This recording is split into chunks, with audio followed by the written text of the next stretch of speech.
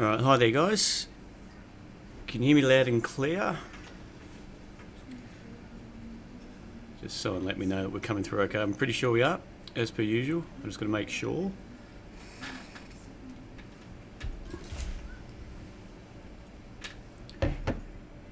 Alright, hope we're doing well today guys. Welcome to TradeSetup, the live stream. It's the 16th of August. We've got a... Murray, g'day mate, how are you? That's great. Got a special guest today. So we've got Davin sitting next to me. I convinced him into talking. He's just got to get his skills back up a bit, I think. He's a bit rusty behind the mic. Yeah.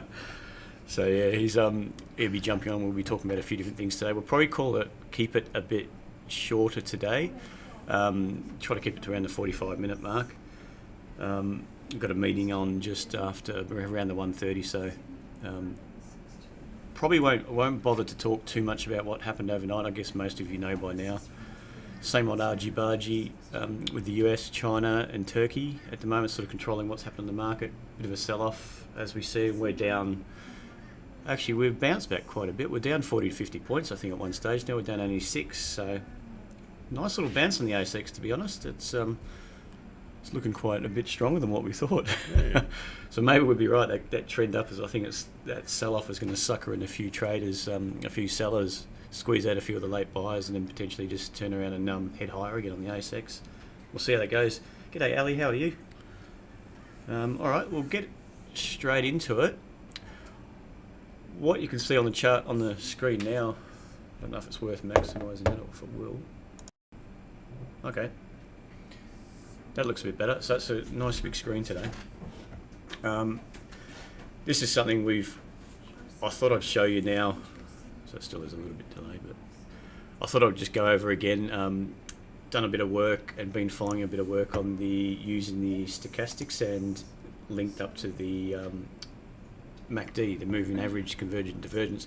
Not a big thing that I'm looking at, but I'm just playing around with it quite a bit lately, thinking it's quite handy to get you into, well, what I'm finding it's getting me looking at a bit clearer is the higher lows or the shoulders, and just looking for trying to refine the entry so you're taking more of a prime entry than I guess a secondary entry or a lack of a better word, I won't say it, not a very good entry. So it's getting me focused a bit more on what I'm looking for. G'day Gino, good to see you in mate. So what I thought it was a good example, got two coming up. This is something we've got an eye on now as Mount Gibson. We've had this, I think I alerted this, might only been a few weeks ago, looking for that push up through 47.48, which has just happened recently. So I'll get this nipping tool. Oh, that's not what I wanted, was it? Because it only... Yeah, I can't draw with it, can I? You've got it somewhere. I know you've got it. Do a switch. Sorry guys, just be 1 second. That's it. Alright, now I'll do this again.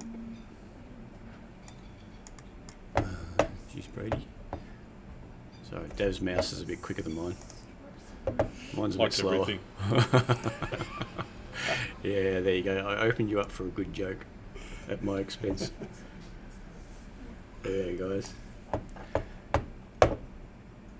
Alright. So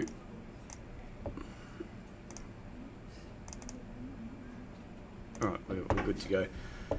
So what you can see, we've spoken about this a few times now. Any questions guys, just chime in with a question as we go along.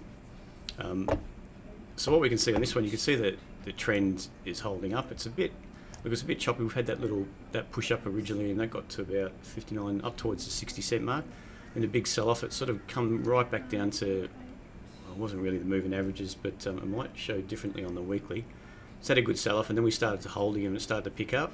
But you can see that the push higher is a bit lower than the previous high. But then it's pulled back, and you've got buyers stepping in again. It's around this level.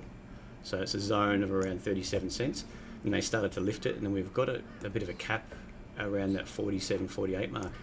And then again, we've got buyers stepping in at higher levels. So we've got pretty clear evidence from, say, the left-hand side of the chart. The market's originally pushed up.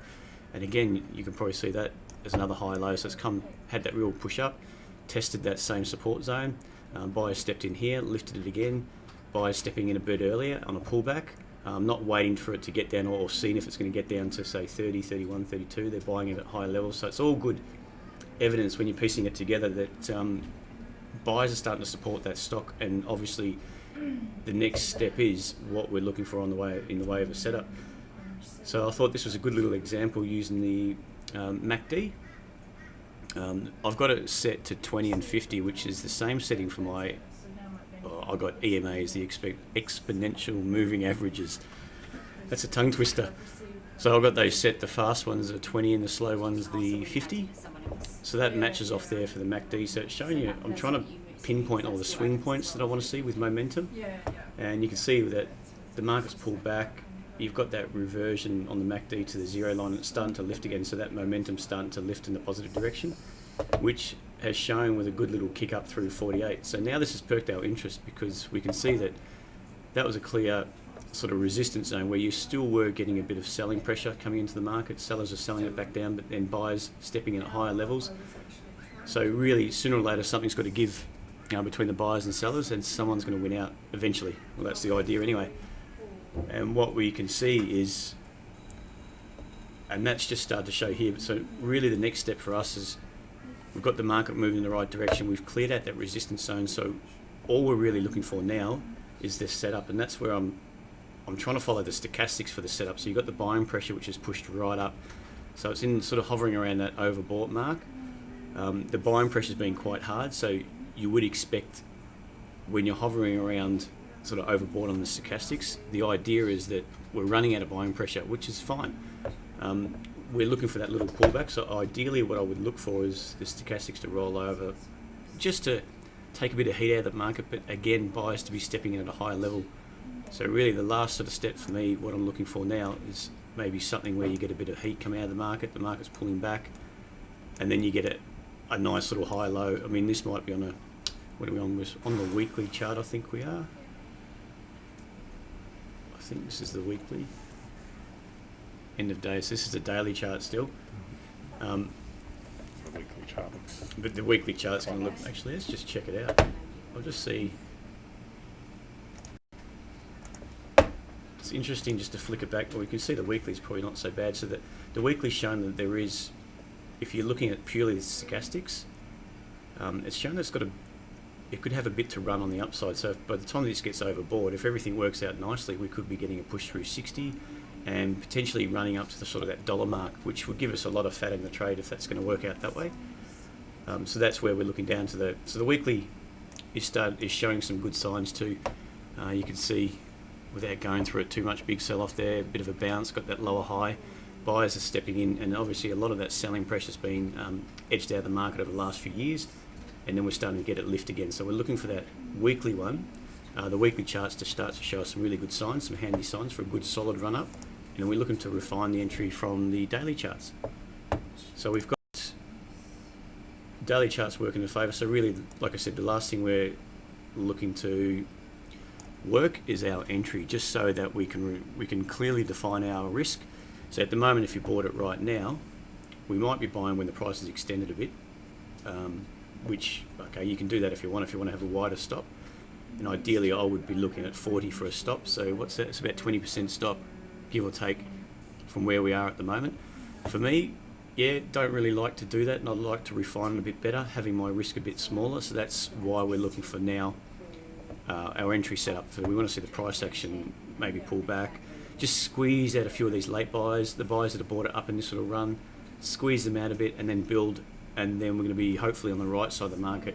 And if we can get this price action build and it can start to lift and we can enter, then we could be looking at the next sort of resistance level is up towards that 59.60 mark.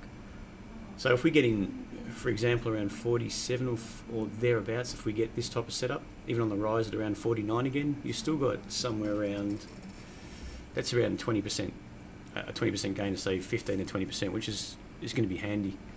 So we'll see how that one plays out, but I thought it was a good example just to show, again, my little strategy, my new strategy I'm trying to refine with the the MACD and using the stochastics for the entry signal, and this to try to get you on the right side of the market when the market's rising. And of course, the all-important, the price action.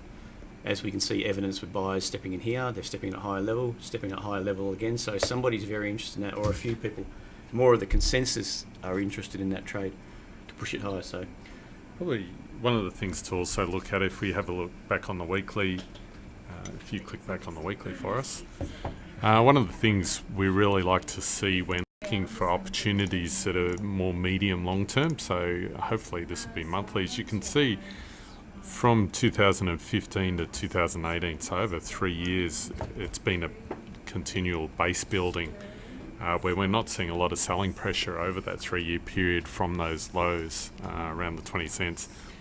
What we want to see is usually when news starts to come in that particular stock is showing more promise, you'll see this big base build where buyers and sellers battle it out. You'll see news events which spike up price, but then it'll often move too quickly in a short period and then retrace. We want to see that buying and selling interaction and the base building off new news and new events that happen within the particular company, in this case Mount Gibson. So what we're seeing is fundamentally the big picture's changing from a significant sell-off, a good 3 years of base building, and we're starting to see buying pressure taking hold from selling pressure, and they're the real key ingredients for longer term moves. So although there's a resistance around the 60 cents, because of the 3-year base building, we would be looking for a much larger move as it moves from that base building to attracting buyers at a faster rate and higher price movement. So really good signs on that particular stock and really nice structure, which could be good going forward. yeah, Dav, that wasn't so bad. That's right. I've got to give him a stick. Got rid of the cobwebs. Now I'm next to him. Dav could talk about charts forever, so don't worry about that. What was the next one? So I'll get on to the next one. Any questions there, guys? I just saw your note there, Kerry. That's great to see you got in, mate, without any too much hassle. Murray, you got? I'm guessing you got that. That was Mount Gibson, MGX. And now the other one, I only sent out an alert just a minute ago, well, probably 5 minutes ago. APX.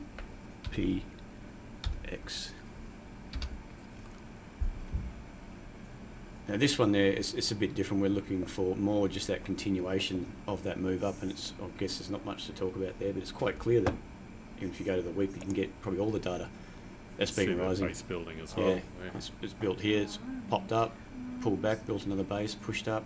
So it's doing very similar structure here, pushing up, and this has just really got on with it. Probably the last, well, actually a year and a half. Yeah, about a year and a half to 2 years. So it's quite clear what we're looking at there.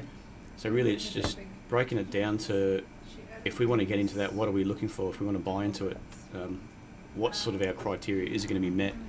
And this is another one. It's probably not quite there. You can see the MACD's coming down. It's coming back down to the 0 line. But I think it's in a... I'll draw this up as well.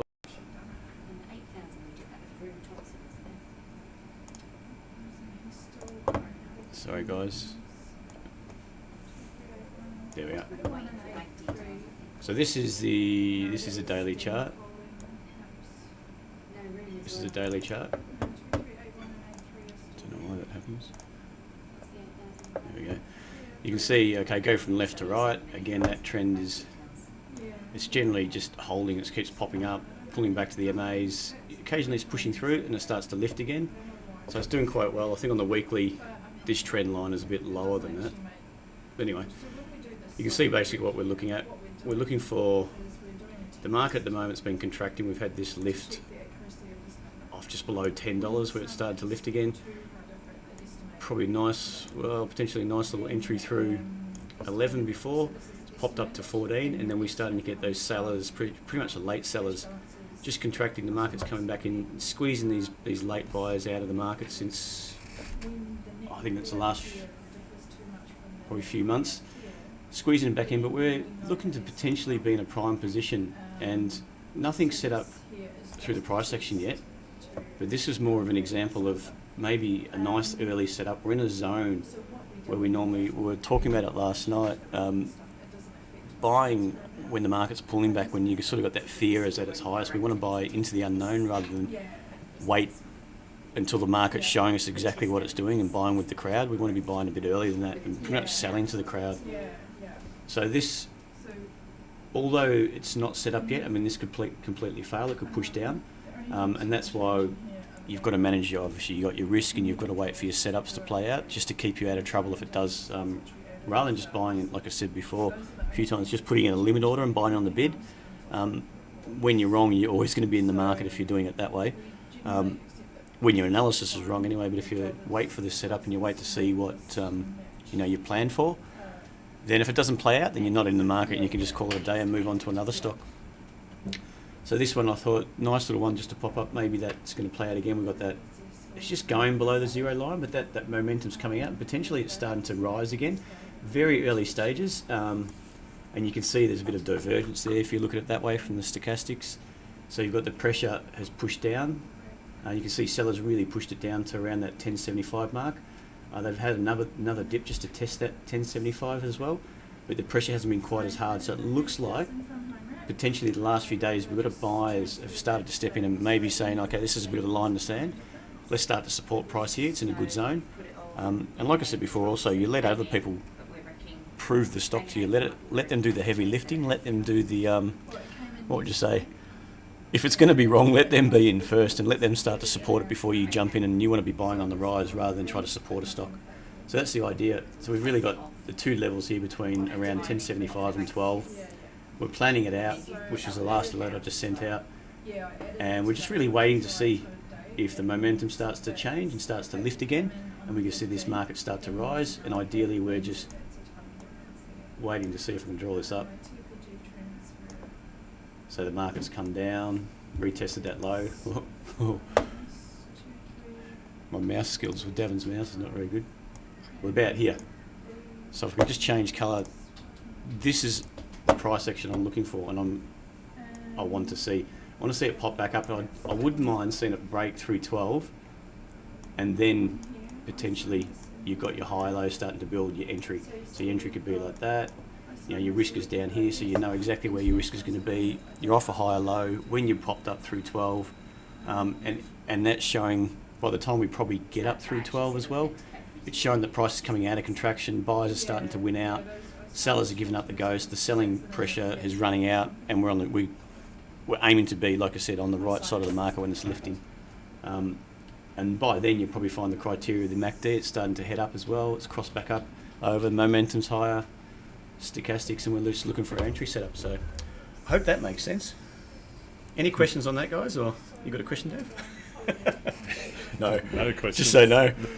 I'm sitting next to you today, so be careful. All right, guys. What I'll do now. Got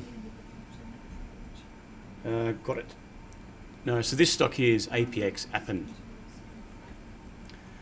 This is probably early. I mean, if this is worth just, I guess, putting it on the watch list, whacking it on the watch list. Yeah, it's definitely a watch list because there is some downside risk still evident. So it's probably earlier stages than the one we just showed before, Mount Gibson. Yeah, Mount Gibson's looking starting to look a lot clearer and a lot nicer. We're sort of with MGX, we're more at the setup stage. We're just watching for that setup. Here we're sort of waiting for that to play out before we get the setup criteria. Yeah. Anyway, okay. Over to you, Dav. You ready to go? Yeah. Okay, guys, so something a little bit different with what I'm going to show you. I thought it might be interesting just to give you some ideas of some of my techniques for intraday trading. And with the recent announcements coming out for especially company announcements, it's something as part of trading, it's really important to watch for when profit announcements come out for companies, especially ones that you might have in a portfolio. The reason being is you'll often get a lot of volatility and you'll get some fairly dramatic moves if the results that come out don't match the expectations from the public or from analysts and traders, then you'll often get significant moves.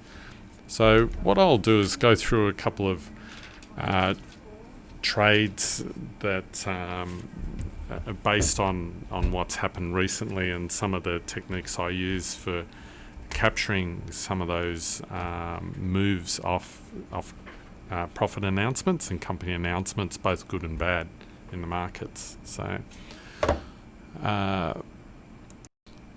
guess the other thing to think about when we do look at these is you can use the same sort of idea from when you're doing your typical trading.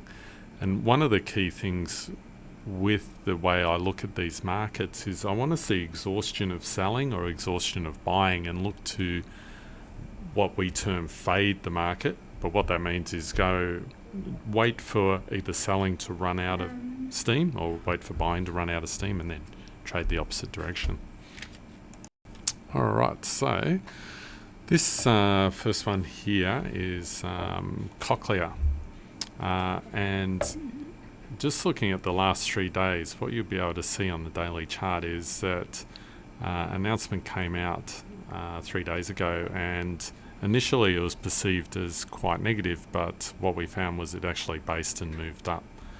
So I'm going to show you a technique of fading the initial move. What you find generally is the retail style traders will be the ones who are closing out losing positions first, and generally the more professional traders will move in, take advantage of that situation and trade and actually fade what retail traders do, so doing the opposite.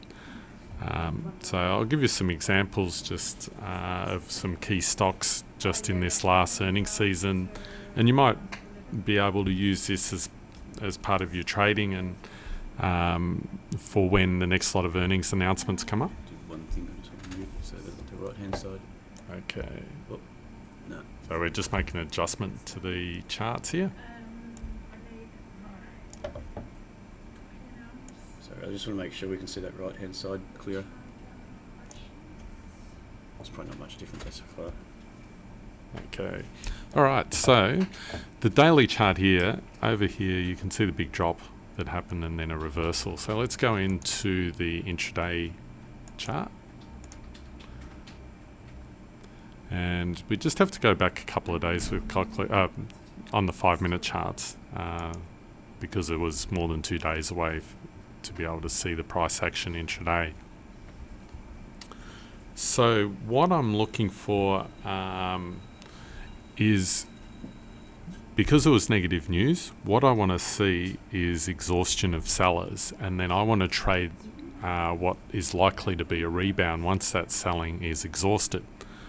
So what I'm looking for is to be able to trade once I see evidence of upside momentum coming into play. So what we got is the price back on the, let's see, on the 13th was trading at $198, and then we had a significant drop of around $10 or so on the earnings news out on the following day on the 14th. You can see often what happens in the actual first 5 minutes produce the low of the day, and from there, this is obviously looking back, there was price appreciation from that point up. So what I'm looking to do is fade these negative news once I see some buying support come in. So I'd be looking for a buy opportunity here. You can see price move down. We had an initial rebound, and then price made a higher low. And these are 5-minute bars. So I'm looking to get a trade on in the first 20 minutes, within the first 20 minutes of the trade. What I'm looking at, that price print low there is $183.20, roughly as the low. So what I'd be looking to do is, I see buying in the first 5 minutes and then some selling coming in. When I want to enter is when I see that buying exceeded, which was at $187 there. Let me just draw a line to make it easier.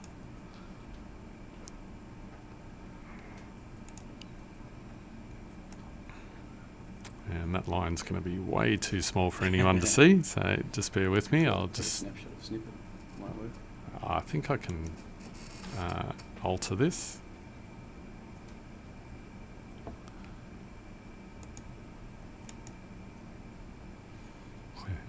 I'm sure I can alter this. I just got to work out how to.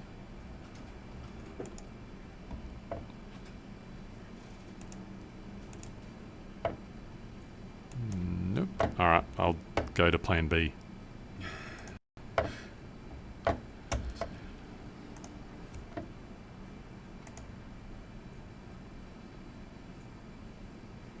just get that out. Yeah. Okay. So here it is. Now we can get some nice big black lines going through. Pink, Dav. Your favourite Oh, colour. pink. There we go. I think it's Braden's favourite colour there.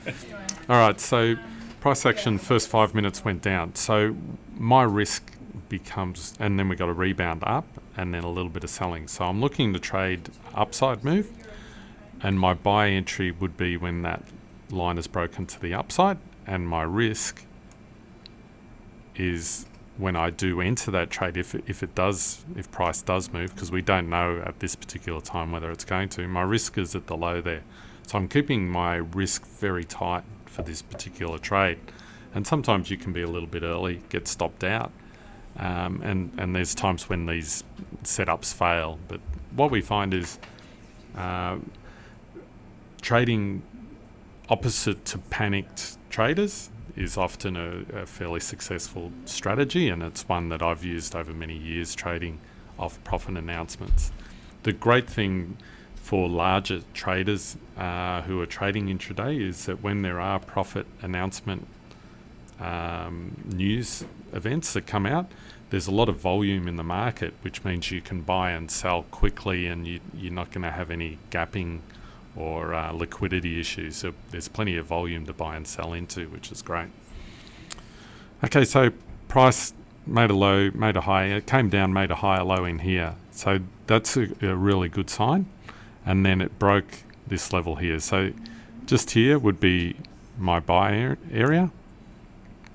And around we can't see the level on this screen here, but it was, what was it, about 1855. So price moved up. We know where our stop loss is. Moved down. It didn't get anywhere near the stop loss. And as we see that over pessimism mean that new buyers are attracted at these much lower prices, we see a rebound. And that's what I'm trying to capture, is that reaction to the initial over pessimism in the market. So what you'll find is on a gap, most retail traders will take a loss and close out there, and we're looking for the opportunity when that selling's exhausted to trade the opposite to that. So we get some upside moves, and it's fairly significant moves. Generally what I tend to do is take a position off fairly early on an accelerated move such as this one. So we got that move up to this level. So I'd be selling somewhere in this range here. So what I'm looking for there is wide range bars that start to get smaller and smaller, and you can see big wide range, solid buying, and then the buying pressure starts to drop off. So I'm watching buying and selling pressure. In this case, the buying pressure drops off, so I would look to take some profit, but the structure still looks good, and there's still a long way to fill the total gap, which is a possibility with these trades. So locking in some profit there, I can move my stops up to here, so I've got a no risk trade now, and I can open up the rest of the trade and see if we can get some upside. Generally I won't trade multiple days. I'll probably close just before the close, so for me it would have been a full trade close out at near the highs of the day there. So my intraday trade fading the downside gap. So we'll look at some other examples too. It's a good example of what we were talking about too. You got the higher low Yeah, it's very similar to just Very your clear normal patterns. trading. Just looking for higher lows and trading the over pessimism in the market. All right, so that was COH. Let's look at another one that was recent. DMP. Braden knows this one well. It'll make me cry. Lauren, if you're there, mate. There. Yeah, so this one obviously very similar, gap down from 51.90 to around $46. I think it opened at 47, then dropped down to 45. So what we're doing is we want to wait for the selling pressure to exhaust itself before we're looking to enter, and we want to see clear signs of that. So price goes down 3 bars, and then it has what's called an inside bar in here. So that's telling us that short-term selling pressure is exhausted. So what we do, and I'll get up my little snippet, wherever it is. You can close it all together, Jim. Here it is.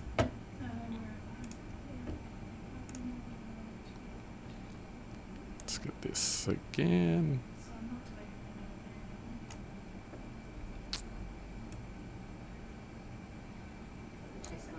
Okay, so big, strong down move the first few minutes, 10 minutes or so, was strong downward moves. Whoops, I've got the wrong button up there. Let's get that one. Okay, so that was a low put in the first 10 minutes. Then we had a bar, inside bar, which is showing that there's no selling pressure. If it was going to be continued strong selling, then within these next few bars it should drive down to lower lows, and it hasn't. We start seeing some buying in here after that. So we're around that time, what I'm looking to enter a trade is within that sort of first 20 minutes to half an hour. So I can put in an entry here and a stop here. So I keep my risk level really tight, and I'm looking for that reactionary move. So we get a first one up here. You'd see big bar, solid bars, and then that initial push running out of puff. So take some profit off here, and then let the rest run is my game plan. Then I can bring my stop up. You have to be a little bit arbitrary in here, and but what I want is a no risk trade. So margin call for Braden there. Nah. Okay, so strong move up, nice typical reaction around the 30-40% of the up move, holds these levels, and for traders that may have missed that initial move, there's good opportunity. You can see there's not much selling pressure here. If it was weak, it would have gone down. Oops. Draw my arrow there. It would have gone down there, but didn't. So holding these higher levels, as we talk about with our daily, weekly type trades that we're looking for, and then you get that secondary upside move. It pretty much closes the gap up at these levels, and probably another good area to take profits around in that particular time frame when it did that. So a good reactionary move. It's a trade all done within a day off news announcements, plenty of liquidity, and this move here, you're never going to get all of that, but you're looking at from 46.50 up to 48.60, so a couple of dollars there, and then up to above $50. So there's good potential profit in that from a fast trade. All right, so let's move on to the next one. I'll just run through a few just quickly. I know we're running out of time. So let's bring up CBA. It's another one. And what percent would you look to take off, Dav? Generally, I do it in thirds, Murray, but at times depends on how much liquidity is in the market. Sometimes it'll be 2 lots, 50-50, or sort of thirds, 33, 33, 33. It's just dependent on what's on the buy and sell pricing, and whether I can get in and out quickly. Generally, though, with these news announcement moves, there is enough liquidity to do it in thirds. All right, so this CBA, I'll just grab a quick screenshot of this, and we can see the intraday price, big gap down here again of a few dollars. I'll just move it across to see how much it was. 75 down to... What was it? Sorry, just having a quick look here. Good $2, $2.50 I think. So 75, yeah, about $2-3. Okay, so what we got, the first 15 minutes, hopefully, hang on, just make sure you can see this. Looks like, oh yeah, looks viewable on screen. So price was here, dropped all the way down and opened just here. So initially, again, we had some short-term selling to push the price down to the lows here. Let's move it up slightly. Yeah, that's it. Okay. You can see price rejection. Often something really good that helps with your potential trades with this is when you see what's called tails, where price moves right down, but then buyers step back up and push the price up. It's telling you that that selling has been rejected. So we go 5, 10, 15 minutes. We've got a second bar with the tail on it, also showing selling rejected. That's a really good sign for me, that and makes me more confident in trading these particular setups. So looking for a trade that breaks that open level off here, so probably around this level. Stop down here initially. If it gets past this level, it's telling me there's sellers in the market pushing it past that low that was rejected, and for me that's unlikely to be an occurrence. So I think the odds are on my side. Big gap down, panicked selling on the open, and for the first 10-15 minutes. Once that's absorbed, what happens the majority of time is you get a strong reaction, and that's what we're trying to trade.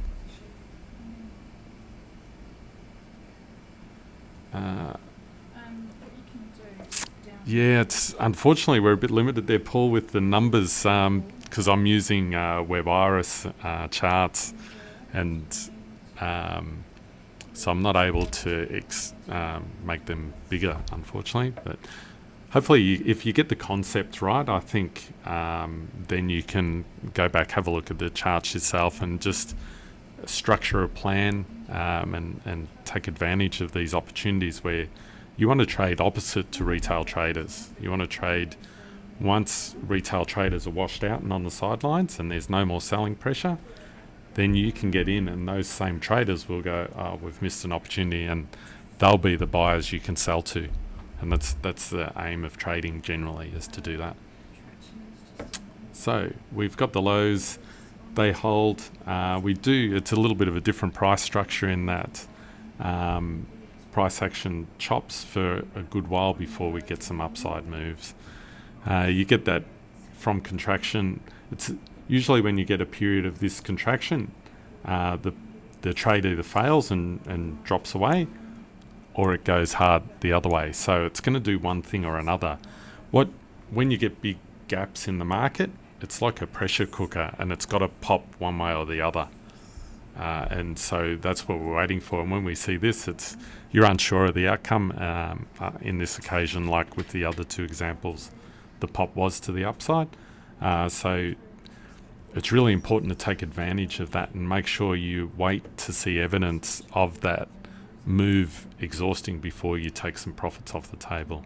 So we see this when the strong upside moves for the next sort of half an hour, a lot of inside bars and no more momentum to the upside. So not a bad area. Take a little bit off, hold the rest into the intraday. We didn't get a lot of more movement, a little bit into the close near its highs. So for me, I'd probably close out the whole position intraday because I want to be done and move on to something else. So looking to take the other half off towards the end of the day there. All right, so just looking. So Paul, key things that I'm looking for to work out when there's no more selling pressure is I'm looking to trade within the first 20 minutes, and if it's still sort of selling after 20 minutes, half an hour, if there's selling pressure still evident, then I won't take the trade. So I'm looking for the lowest it's gone, and then for price bars after that to not break to new lows in that first half hour. If I see that, then I'll use my stop loss as the low of the day, and I'll have a buy option, a buy position when it breaks the last down bar generally. So it's a rough idea. There's a couple of slight variances on that, but that's the general idea of what I'm looking to do. So you can see this red line here is that would be around the area where I'd be looking to have confidence that there's some buying coming in, and buyers are starting to take control from that exhaustive selling. Entry, well, just after this high. So there you can see you're right because it accelerated. Yeah, another little trick intraday is the professional traders tend to come in the last hour and a half of trading around 2:30. So you'll find it's split into three sections. You got the morning volatility in the first half hour. Then you've got that volatility slowing into the lunch period, which is around from 11 till 2:30. But that last hour and a half, the professionals re-enter the market into the last hour and a half, and often you'll see new trending moves in that time period. So just if you're ever trading the SPY or the XJO, just keep an eye on those time periods as well to help with your trading. Helen, I just keep a bit of a list on which stocks are reporting and use those. This year, I haven't been able to do much trading just because I'm been so busy business-wise. But over many years, I'd always get a list. I think Commonwealth Bank, I think you can get a list off them, or Comsec, yeah. There's a few other places. We get it off Spark, what's coming through. So there's a couple of places, just need to look there. Hopefully it's a little bit different. Some intraday techniques that I've used over the years. Maybe try it with some small size to get a feel for if this is a strategy that works for you. And if you find you're having some success with it, then you can sort of gradually increase your risk size as far as your portfolio size you want to trade on these type of trades. But I find these were probably one of my most profitable trading situations to be able to trade. And the great thing is you can be done within the day, so you don't have to just hold and watch a trade over weeks and months. All right, so thanks very much for listening in to the little chat today, and I'll pass you over to Braden. Cheers.